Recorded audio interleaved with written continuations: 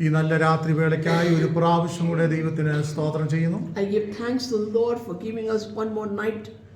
ഇന്ന് രാത്രി ഈ ആണ്ടവസാന യോഗത്തിൽ ഇപ്രകാരം ദൈവത്തിന്റെ വചനവുമായി നിൽപ്പാൻ തക്കവണ്ണം കർത്താവ് നമുക്ക് തരുന്ന നല്ല സാവകാശത്തിനായി സ്തോത്രം. I give thanks to God Almighty for giving us a moment in the end of this year to stand before His presence. കഴിഞ്ഞ വർഷത്തിന്റെ ആഴ്ചകൾ മാസങ്ങൾ നാം ചിന്തിക്കുമ്പോൾ When we look at the past days and years, എത്ര അത്ഭുതകരമായി അതിശയകരമായി ദൈവം നമ്മളെ വഴി നടത്തി. how miraculously God has led us. ഈ ആണ്ടർദി യോഗത്തിന്റെ പ്രത്യേകത എന്താണ്? What is the importance of watch night service? ഇന്ന് അനേക സഭകൾ അതൊരു സെലിബ്രേഷനായി കൊണ്ടാടുന്ന ദിവസമായി നമുക്ക് കാണുവാൻ We കഴിയും. know that many places of churches they celebrate it in a very grand manner. ഒരു വർഷം നമ്മെ നടത്തിയ ദൈവത്തെ ആരാധിക്കുകയും സ്തുതിക്കുകയും ചെയ്യുന്നതിന് യാതൊരു തെറ്റുമില്ല. There is nothing wrong in celebrating that God has led us safely for the one whole year. എന്നാൽ എന്നെ സംബന്ധിച്ചിടത്തോളം കുറച്ചുകൂടെ ഭവ്യമായ നിലകളിൽ ദൈവം നമ്മളെ നടത്തി പരിപാലിച്ച വഴികളെ ഓർത്ത്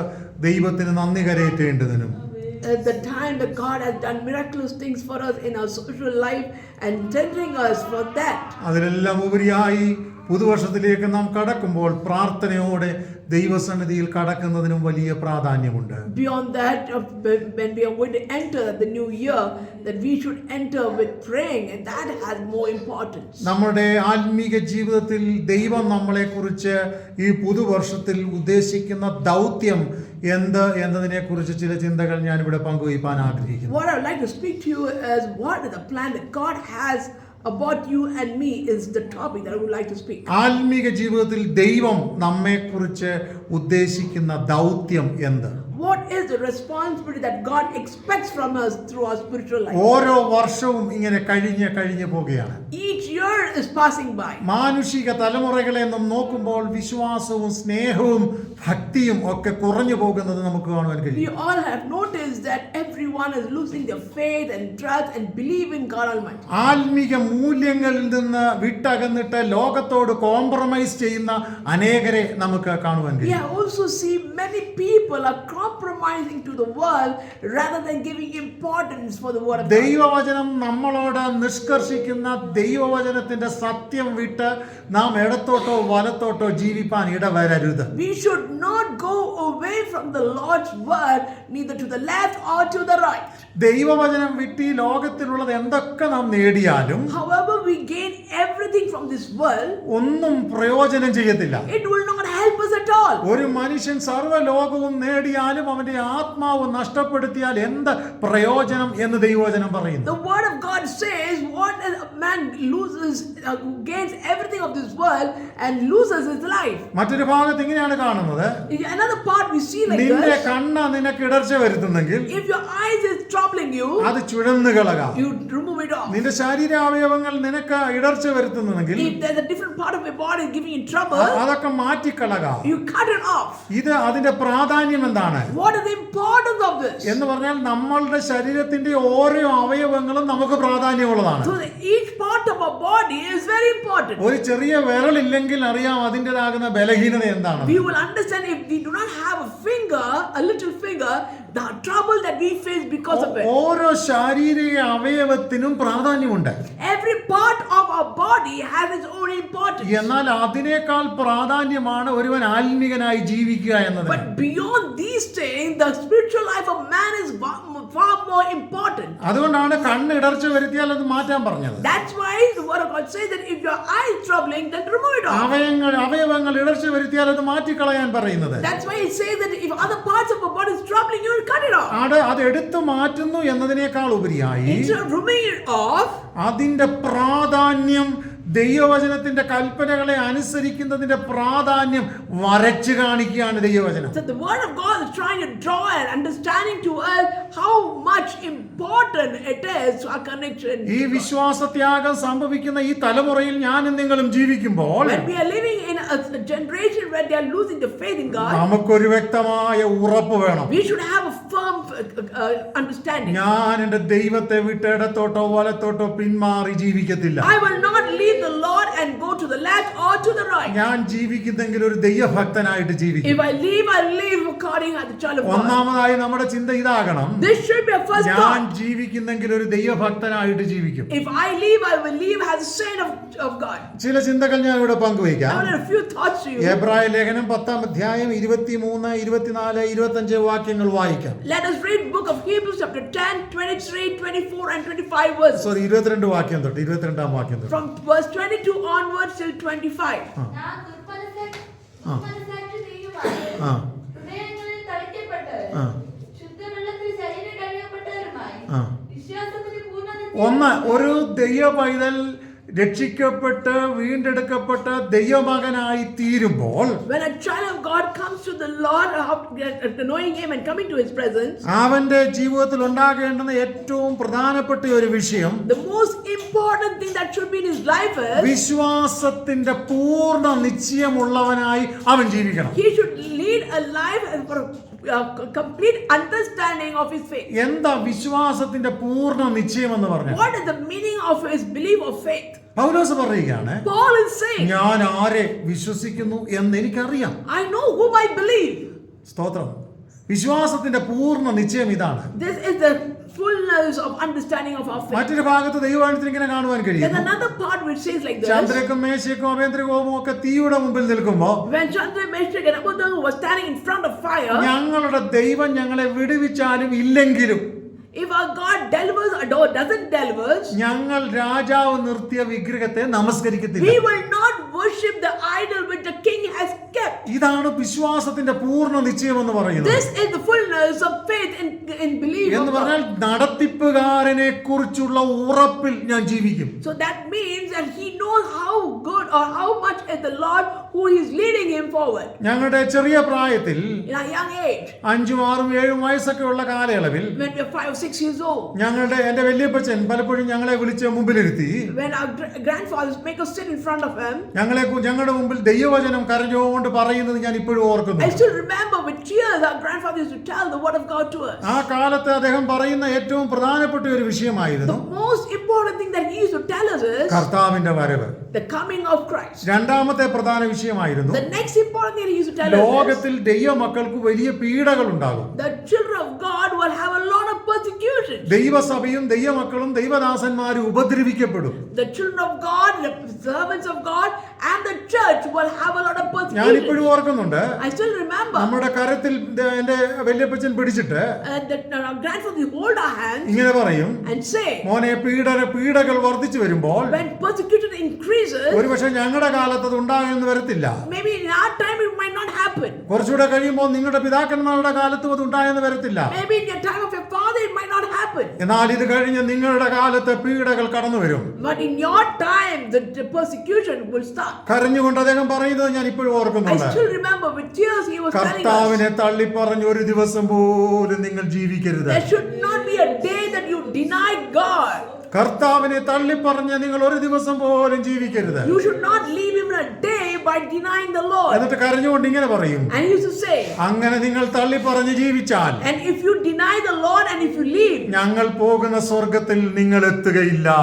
the heaven that we will go and rest there you will not enter. ഇപ്പോഴും നമ്മുടെ മനസ്സിൽ തറയ്ക്കുന്ന ഒരു ചിന്താഗതിയാണ്. This is the thought that always speaks in our mind. എന്റെ ചെറിയ പ്രായത്തിൽ പറഞ്ഞ കാര്യമാണ്, ഒരു 50 വർഷം മുമ്പത്തെ കാര്യമാണ് ഞാൻ ഈ പറഞ്ഞത്. The words that I said is things that happened 50 years ago. ഒരു 48 years ബാക്കുള്ള കാര്യം ഞാൻ ഈ പറയുന്നത്. Or 48 years ago this was a statement said. എന്നാൽ But ഇന്ന് ആ പീഡകൾ വർദ്ധിച്ചു വന്നുകൊണ്ടിരിക്കുക. now persecution is increasing. ഒരുപക്ഷെ ഈ പ്രസംഗിക്കുന്ന എന്റെ കാലത്ത് ഒരുപക്ഷെ വലിയ പീഡകൾ വന്നെന്ന് വരത്തില്ല. Maybe in my time no much of persecution will happen. ഇവിടെ ഇരുന്ന് എന്നെ കേൾക്കുന്ന യുവതലമുറകളാകുന്ന നിങ്ങളുടെ കാലത്ത് ഒരുപക്ഷെ വലിയ പീഡകൾ വന്നെന്ന് വരാം. Maybe in your time, the new generation, you might face a lot of സുവിശേഷത്തിനെതിരെ, ആത്മീകതയ്ക്കെതിരെ, ആരാധനയ്ക്കെതിരെ പീഡകളും വിരോധങ്ങളും വർദ്ധിച്ചു വന്നു എന്ന് വരാം. maybe persecution will come against the church, the prayer, and the life of a Christian life will be also എന്നാൽ ഇന്ന് പകൽക്കാലം ദൈവാത്മാവിൽ ഞാൻ വിളിച്ചു പറയട്ടെ, But I'll tell you the prophecy of the power of the Holy Spirit. കർത്താവിനെ തള്ളിക്കളഞ്ഞ ഒരു ദിവസം പോലും ജീവിക്കരുത്. Do not even stay alive even for a day by denying the Lord. അതാണ് ഒന്നാമത്തെ കാര്യം ഞാൻ പറഞ്ഞത്. That's what I said.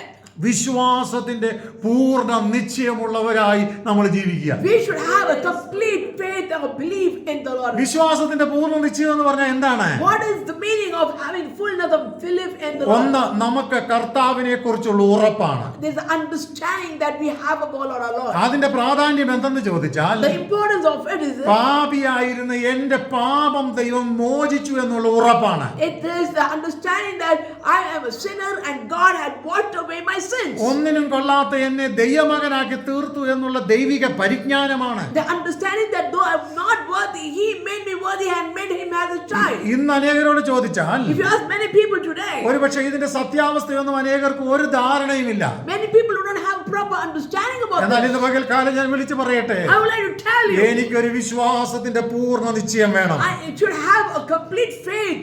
നമ്മൾ ഇങ്ങനെയാണ് വായിച്ചത്. This is what we read. ഒന്ന്, നിങ്ങൾ വിശ്വാസത്തിന്റെ പൂർണ്ണ നിശ്ചയം പൂണ്ട്.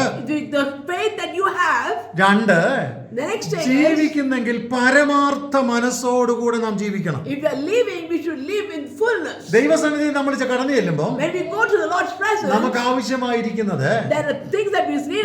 പരമാർത്ഥതയുള്ള മനസ്സാണ്. A fullness of heart. ഇന്ന് കള്ളവും കാപട്യവും എന്ന് വേണ്ട വഞ്ചനയും ഒക്കെ വർദ്ധിച്ചു വരികയാണ്. The many things that happen nowadays is a lot of covetousness and a lot of lies and cunningness. ആരെയും നമുക്ക് വിശ്വസിക്കാൻ കഴിയാത്തൊരു കാലത്തിലേക്ക് മാറിക്കൊണ്ടിരിക്കും. We are coming to a point where we are not able to believe anybody. എന്ത് വിശ്വസിക്കണം, എന്ത് വിശ്വസിക്കാൻ കഴിയത്തില്ലെന്ന് നമുക്ക് ചിന്തിക്കാൻ പറ്റാത്തൊരു കാലം. We are not able to understand or recognize what we should believe, what we should not believe. എന്നാൽ But നമ്മൾ ദൈവസന്നിധി ചെല്ലുന്നുണ്ടെങ്കിൽ if we are going to the Lord's presence, പരമാർത്ഥ മനസ്സോടുകൂടി ആയിരിക്കണം. we should go to the Lord's presence with പലപ്പോഴും fullness. ലോകത്തിലുള്ളവർ അവരെയും ഓരോരുത്തരെയും നോക്കി ഇങ്ങനെ പറയാറുണ്ട്, Many a time people look at them and say, അവനൊരു ഭക്തനാണ്. he is a child of God. യോബിനെ കുറിച്ച് പറഞ്ഞു, They said about Job, അവനൊരു ദൈവഭക്തനാണ്, he was a real child of God. നിഷ്കളങ്കനാണെന്ന് പറഞ്ഞു, He was innocent. നേരുള്ളവനാണെന്ന് He was പറഞ്ഞു, a righteous person. ദോഷം വിട്ട് He അകന്നവനാണെന്ന് is the പറഞ്ഞു. one who was away from the ഇന്ന് wrong പകലിൽ things. ഇന്ന് രാത്രി നമ്മൾ ദൈവസന്നിധിയിൽ ഇരിക്കുമ്പോൾ When we are in the Lord's presence, നമ്മളെ കുറിച്ചും ദൈവത്തിന്റെ ആത്മാവ് പറയണം, the Holy Spirit should tell about us ഇവൻ also. പരമാർത്ഥ മനസ്സോടെ എന്നെ സേവിക്കുന്നവനാണ്. He is a sincere person worshiping me. മൂന്നാമത്തെ കാര്യം, The next thing is, പരമാർത്ഥ മനസ്സോടെ ദൈവസന്നിധിയിൽ അടുത്ത് ചെല്ലുകയും when we have to go to fullness of heart and go towards the Lord, പ്രത്യാശയുടെ സ്വീകാര്യം മുറുകെ പിടിക്കുക. and we should hold on of the hope that we have. എന്താണ് പ്രത്യാശ? What is our hope? നടക്കത്തില്ലെന്ന് പറയുന്ന സ്ഥലത്ത് ദൈവം എന്നെ നടത്തുമെന്ന് പൂർണ്ണമായി വിശ്വസിച്ച് ഉറയ്ക്കുന്നതാണ് പ്രത്യാശ. The hope is that when we think that it will not happen or we cannot go do it, is the time with hope that we do it. ആശയ്ക്ക് മുകളിൽ പ്രവർത്തിക്കുന്നതാണ് പ്രത്യാശ. It's something that we do beyond our understanding. പ്രിയമുള്ളവരെ, നിങ്ങൾ ഉറപ്പുള്ളവരായിരിക്കും, We should be strong. കുലുങ്ങാത്തവരായിരിക്കും. We should not be shaken. ദൈവസന്നിധിയിൽ ഉറപ്പുള്ളവരായിരിക്കും. We should be firm in the Lord's presence. ഈ വർഷം നമ്മുടെ ജീവിതത്തിൽ കടന്നു വരുന്നെങ്കിൽ If 2026 is coming towards us, എല്ലാം നന്മയാകട്ടെ എന്ന് ഞാൻ ആശംസിക്കുന്നു. I also bless you that you have all kind of blessings. എന്നാൽ തുടർന്ന് വരുന്ന 365 ദിവസങ്ങളുള്ള 2026 എന്ന് പറയുന്ന വർഷം When we are entering 2026 of the 365 days, ഒരുപക്ഷെ എല്ലാം നന്മയാകണമെന്ന് നിർബന്ധമില്ല. it is not compulsory that all the 365 days should be good. എന്നാൽ ഇന്ന് പകൽക്കായി രാത്രി ഞാൻ നിങ്ങളോട് വിളിച്ചു പറയട്ടെ, What I'm trying to tell you this night is, ഒന്നിനെ കുറിച്ചും വിചാരപ്പെടണ്ട. don't worry about anything. നിങ്ങളുടെ ആവശ്യങ്ങൾ സ്തോത്രത്തോടെ ദൈവത്തെ അറിയിക്കുക. With all your supplication, give thanks to God and submit to Him. നമ്മുടെ വിഷയങ്ങൾ നമ്മൾ വിചാരപ്പെട്ടിട്ടൊന്നും കൂട്ടാനും കുറയ്ക്കാനും നമുക്ക് കഴിയത്തില്ല. By worrying, we cannot increase or decrease the problem. ഞാൻ ഒരു കാര്യം ഇങ്ങനെ വിളിച്ചു പറയാം, I want to say this. നമ്മൾ വിചാരപ്പെട്ടാൽ If we worry, എന്ത് സംഭവിക്കും? what will happen? നമ്മൾ പ്രഷർ രോഗിയാകും, We become a BP patient. നമ്മൾ ഷുഗർ പേഷ്യന്റ് We ആകും, become a sugar diabetic. നമ്മൾ ഹാർട്ട് അറ്റാക്ക് ഉള്ള വ്യക്തിയാകും. We become a person who have heart attack. ഒരുപക്ഷെ എഴുന്നേറ്റ് നടക്കാൻ കഴിയാത്ത മാരകമാകുന്ന രോഗങ്ങളൊക്കെ നമ്മളെ ബാധിക്കും. Or maybe the great disease will capture us and we won't be able to move. എന്നാൽ യേശു പറയുകയാണ്, But Jesus says, നിങ്ങളുടെ ഭാരം എന്റെ മേൽ വെച്ചു കൊടുക്കാം. cast all your burdens onto me. വെച്ചാൽ എന്താ ചെയ്യുന്നേ? And what are we doing? ഞാൻ നിങ്ങളെ പുലർത്തും, I will make you grow. ഞാൻ നിങ്ങളെ ആശ്വസിപ്പിക്കും. I will give you peace. ഈ 2026 നമുക്ക് തരുമ്പോൾ When God is giving 2026, നമ്മുടെ ഭാരം ദൈവത്തിന്റെ മേൽ വെച്ചുകൊണ്ട് let us give all our burdens onto the shoulders of God. വിശ്വാസത്തിന്റെ പൂർണ്ണ നിശ്ചയം പൂണ്ട് And with the fullness of faith, ആത്മാവിൽ ഉറപ്പോടെ with the strongness of firmness in our soul, പ്രത്യാശയുടെ സ്വീകാര്യം മുറുകെ പിടിച്ച് and with the hope that we have, നമ്മ മുമ്പോട്ട് പോകണം. we should go forward. മുൻപോട്ട് പോകുവാനുള്ള നമ്മളുടെ ശക്തി എന്താണ്? How can we go forward and what kind of strength do we have? അവിടെ ഇങ്ങനെയാണ് എഴുതിയിരിക്കുന്നത്, This is what it says. വാഗ്ദത്തം ചെയ്തവൻ വിശ്വസ്തനാണ്. The God who promised is faithful. നമ്മുടെ ദൈവം ആരാണ്? Who is our God? വാഗ്ദത്തം ചെയ്തവൻ വിശ്വസ്തനായ ദൈവമാണ്. Our God is the God who keeps a promise and He will not walk out of it. നമ്മുടെ ദൈവം ആരാണ്? Who is our God? വാക്ക് പറഞ്ഞിട്ട് ഛേദം വന്നാലും മാറുന്ന ദൈവമല്ല. Our God is a God who keeps His promise and doesn't move out of it. ഇത്രയും കാര്യങ്ങൾ വ്യക്തതയിൽ നമുക്കൊരു ഉറപ്പ് വേണം. For all these things, we should have a strong, firm faith. ഇത്രയും കാര്യങ്ങൾ പറഞ്ഞപ്പോൾ നിങ്ങൾക്ക് എന്താ മനസ്സിലായത്? What did you understand by listening to all this? നമുക്കൊരു ആക്റ്റീവ് പാർട്ടിസിപ്പേഷൻ ദൈവസഭയോട്, നമ്മുടെ കുടുംബത്തോട്, നമ്മുടെ വ്യക്തിപരമായ ആത്മീക വർധനവിനോട് നമുക്കൊരു ആക്റ്റീവായിട്ടുള്ള പാർട്ടിസിപ്പേഷൻ നമ്മുടെ ആത്മീക ജീവിതത്തിന് വേണമെന്ന്. We need a complete participation to the church and to all the things that we do in our spiritual life. ഇന്ന് പല സഭകളെ കുറിച്ച് നമ്മൾ നോക്കുമ്പോൾ When we look into many churches, പലയിടത്തുമുള്ള പ്രാധാന്യം എന്ന് പറയുന്നത്, the most important thing that we see in those churches ചില സഭകളിൽ ഫുട്ബോളിന് വലിയ പ്രാധാന്യമാണ്. some church, the football is more important. ക്ലബിനും ടീമിനും ഒക്കെ ഡെവലപ്പ് ചെയ്യും ചർച്ചിന്റെ. That they improve the church clubs and so on. ചില സഭകൾ ക്രിക്കറ്റിന് വലിയ പ്രാധാന്യമാണ്. Some churches give importance for cricket. അങ്ങനെ ഒത്തിരി ലോകത്തിന്റെ വിഷയങ്ങൾക്ക് പ്രാധാന്യം കൊടുത്ത് ലോകക്കാരോടുകൂടി മിങ്കിൾ ചെയ്യാൻ വേണ്ടി അനേകർ ഓടുക. Many people are trying to compromise, go along with the people of this world. ഒരുപക്ഷേ നിങ്ങൾ കളിക്കാൻ പോകുന്നത് തെറ്റാന്നൊന്നും ഞാൻ പറയുന്നില്ല. I'm not saying that going and playing is wrong. പക്ഷെ ഒരു കാര്യമുണ്ട്, But one thing is that ഈ കളിക്കാൻ പോകുന്നതൊക്കെ നമ്മൾ ചെയ്യുമ്പോൾ തന്നെ ആത്മീക വിഷയങ്ങളിൽ നമ്മൾ കോംപ്രമൈസ് ചെയ്യരുത്. so though we are going and playing with them, do not compromise for the spiritual. ആത്മീക വിഷയങ്ങളിൽ നമുക്ക് എന്ത് ചെയ്യണം? വ്യക്തമായ ഉറപ്പ് വേണം. So we should have a strong understanding of faith in our spiritual life. അതുകൊണ്ടാണ് 24-ാം വാക്യം പറയുന്നത്, That's why verse 24 says, ചിലർ ചെയ്യുന്നത് പോലെ നിങ്ങളുടെ സഭായോഗങ്ങളെ ഉപേക്ഷയായി വിചാരിക്കരുത്. like how some people do, you don't neglect the church worship.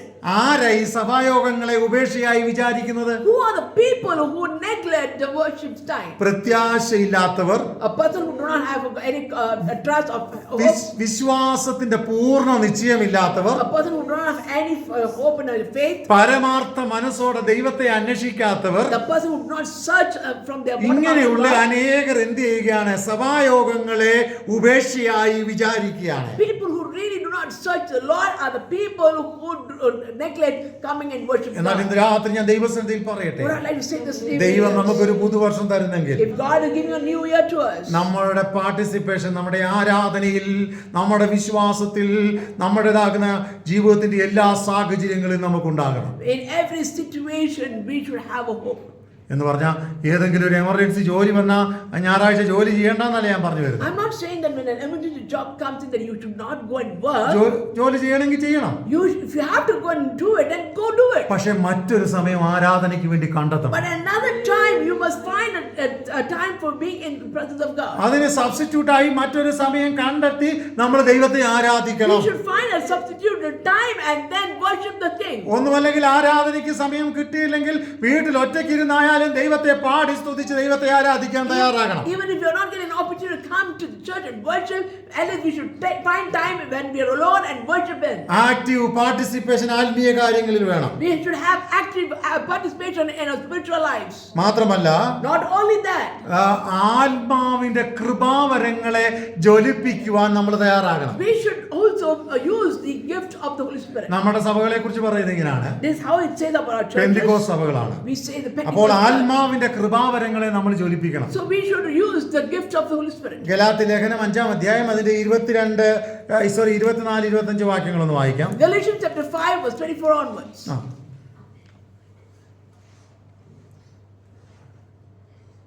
Galatia ലേഖനം 5-ാം അധ്യായം അതിന്റെ 22 മുതൽ 24. Galatians chapter 5 verse 24 and 25. But the fruit of the Spirit is love, joy, peace, long-suffering, kindness, goodness, faithfulness. ആത്മാവിന്റെ ഫലങ്ങൾ. The fruit of the spirits. ഒന്ന് വായിച്ചേ. But the fruit of the Spirit is love, joy, peace, long-suffering, kindness. സ്നേഹം, സന്തോഷം, സമാധാനം, ദീർഘക്ഷമ, അങ്ങനെ നീണ്ടുപോവുകയാണ്. It's a love, joy, peace, long-suffering, so on is going forward. നമ്മുടെ ആയുസ്സിൽ എത്ര ദിവസം നമ്മൾ ജീവിക്കുമെന്ന് നമുക്ക് ഒരു ഉറപ്പുമില്ല. We have no guarantee how long is our lifespan. പ്രത്യേകിച്ച് മരണത്തിന്റെ ഫ്രീക്വൻസി ഈ കാലയളവിൽ വർദ്ധിച്ചു വന്നുകൊണ്ടിരിക്കുക. We have noticed that the frequency of death is increasing. ഇന്നലെ കണ്ട ആരെയും ഇന്ന് കാണാത്ത സ്ഥിതിയിലേക്കും പെട്ടെന്ന് മാറിക്കൊണ്ടിരിക്കുക. The person whom we met yesterday, we don't see them today, but a sudden death. രാത്രി കിടക്കാൻ പോകുമ്പോൾ ഒരൊറപ്പുമില്ല നാളെ രാവിലെ എഴുന്നേൽക്കുമോ. When we are going to sleep, we have no guarantee whether we'll see the next morning. രാവിലെ വാഹനം എടുത്ത് നാം ജോലിക്കായിട്ട് കടന്നു പോകുമ്പോൾ ഒരൊറപ്പുമില്ല വൈകിട്ട് വീട്ടിൽ വരുമെന്ന്. And when we take in the morning to go for our work, our vehicle, we have no guarantee that we'll come back safe. കഴിഞ്ഞ നാളുകളെക്കാൾ കൂടുതൽ അപകടങ്ങൾ, ആപത്തുകൾ, പെട്ടെന്നുള്ള മരണങ്ങൾ വർദ്ധിച്ചു വന്നുകൊണ്ടിരിക്കുക. We have noticed that there is an increase in death because of accidents or because of sickness and so on. ഇതൊക്കെ കാണുമ്പോൾ നമ്മൾ ചിന്തിക്കേണ്ടത് എന്താണ്? When we see all this, what should we think? നമ്മളുടെ ജീവിതം താൽക്കാലികമാണ്. Our life is temporary. അപ്പൊ പിന്നെ ഞാൻ എന്ത് ചെയ്യും? Then what should I do? ആത്മാവിന്റെ ഫലം പുറപ്പെടുവിച്ച് ദൈവം തന്ന ആയുസ് ഞാൻ ജീവിക്കും. So the fruit of the Spirit, I should use it, and according to the Lord's will, I will live in it. എന്താണ് ആത്മാവിന്റെ ഫലങ്ങൾ? What are the uses of സ്നേഹം, fruit of the Spirit? സന്തോഷം, സമാധാനം, ദീർഘക്ഷമ ഇവയൊക്കെ നിലനിർത്തി ഞാൻ ജീവിക്കും. I should keep the love, joy, peace, and long suffering in my life and go forward. എന്തുകൊണ്ടാണ് നാം ജീവിക്കേണ്ടത്? Why should we live? നമ്മുടെ മാനുഷിക ജീവിതത്തിന്റെ ക്ഷണികത അത്ര വലുതാണ്. So the importance of our life is very much. ഞാൻ ഇന്ന് ഈ രാത്രി ദൈവസന്നിധിയിൽ ഇങ്ങനെ പറയാൻ This is ആഗ്രഹിക്കുന്നു. what I would like to say this one. നമ്മുടെ ആത്മീക ജീവിതത്തിൽ ദൈവം ഒരു പുതുവർഷം നമുക്ക് തരുന്നെങ്കിൽ If God is giving a new year in our life, ആത്മീക മൂല്യങ്ങൾക്ക് പ്രാധാന്യം കൊടുക്കും. we should give importance for spiritual life. ഭൗതിക കാര്യങ്ങളെ നമുക്ക് മാറ്റി നിർത്താം. Let's keep away the worldly things for some അത് time. വേണമെന്നല്ല, I'm not saying you don't need അതൊക്കെ it. നമുക്ക് വേണം. We need all those. പക്ഷെ പ്രയോറിറ്റി ആത്മീക കാര്യങ്ങൾക്കാകണം. So our first priority goes for spiritual things. സൃഷ്ടാവിനെ ഓർക്കുന്നതായിരിക്കണം നമ്മുടെ പ്രാധാന്യം. Remembering the Creator, it must be our first priority. ഇന്ന് രാത്രി ദൈവസന്നിധിയിൽ നമ്മളെ തന്നെ സമർപ്പിക്കാം. In this night, let us surrender ourselves to God. ദൈവഹിതത്തിനായി നമ്മെ ഏൽപ്പിക്കാം. Let us give ourselves to the Lord's plan. ഈ വചനങ്ങളാൽ ദൈവം നമ്മെ അനുഗ്രഹിക്കും. Let the Lord bless us through His word. Amen. Amen.